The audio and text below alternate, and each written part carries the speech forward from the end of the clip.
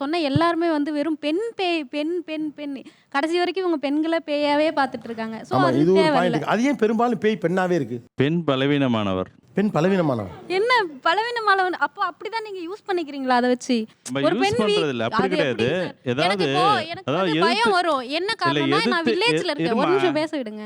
எதிர்த்து போராடணுங்கிற எண்ணமே பெண்களுக்கு வர்றதில்லை. வர விடுறது இல்ல. இப்படி பெண்ணுக்கு பேய் விடுறதில்ல இல்ல. பிடிச்சிருக்குன்னா எப்படி துணிஞ்சு வரும்? இறங்க வேண்டியதானம்மா. சார், ஏமா உங்களை நான் வந்து வந்து வில்லேஜ்ல யார் உங்களை இருக்கும்போது யார் ஒரு நிமிஷம் புடிச்சிட்டு சொல்லிடுறேன். உங்களை யாருமா புடிச்சிட்டு உட்கார வச்சிருக்கா? சார் நான் இல்ல இல்ல. வில்லேஜ்ல இருக்கும்போது இறங்கி போராட வேண்டியதானே.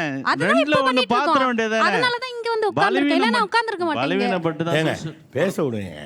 இப்படிதான் பெண்களை உட்கார வச்சிருக்கீங்க. அது பலவீனம் கிடையாது. நீங்க அப்படி சொல்லி ஆரம்பத்துல இருந்து நான் எங்க ஊர்ல இருக்கும்போது என்ன 10 மணிக்கு மேல வெளில போனா பேய் பிடிச்சுக்குன்னு சொல்லி பயமுறுத்தி வச்சிருந்தாங்க. அதுவே நான் இங்க சென்னைக்கு வரேன் 12 மணிக்கு வீட்டுக்கு போறேன். எனக்கு அந்த பயம் இல்லை. ஏன்னா அங்க இருக்கிற சூழல், அங்க இருக்கிறவங்க என்ன பேய் இருக்கு நீ நைட்டு 10 மணிக்கு போனா பேய் பிடிச்சிக்கும், மல்லிகை பூ வச்சுட்டு போனா பேய் பிடிச்சிக்கும்னா நான் அதை தான் பயந்து தான் ஆவேன். பலவீனங்கிறது என்னன்னு கேட்டிங்கன்னா வளர்ப்பு முறை, குடும்ப கல்ச்சர் இதெல்லாம் நிறைய விஷயம் இருக்கு இல்லையா. அவங்க குடும்பத்தில் அவங்க அதெல்லாம் சொல்லியிருப்பாங்க. மாத்துங்க. அதெல்லாம் மாத்துங்க. நீங்க சொல்றபடி பார்த்தா தற்கொலைகளோ ஹார்ட் அட்டாக்கோ பெண்ணுக்கு அதிகமாக வந்திருக்கணுமே. பெண் பலகீனமானவள் நீங்க சொல்றீங்கன்னா அறிவியல் ரீதியா பார்த்தா அதிக முறை ஹார்ட் அட்டாக்ல செத்து போறது ஆண்கள்.